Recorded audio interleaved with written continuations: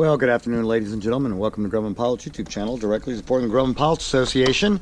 And here we are doing the second rear window install.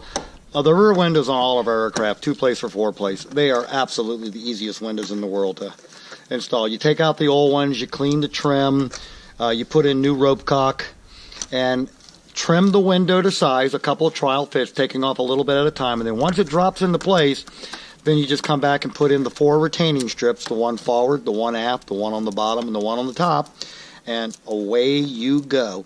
And the nice thing is these windows in the back are really not all that expensive.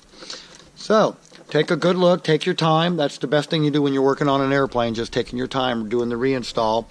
And then after the window's completely in, then we pull all the bear hide off the window.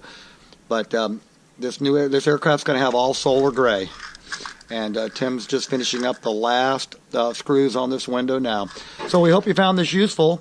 Not something that an owner can sign off, but it's definitely work that an owner can do under an A&P. So thanks for watching, and have a good day flying your Grumman.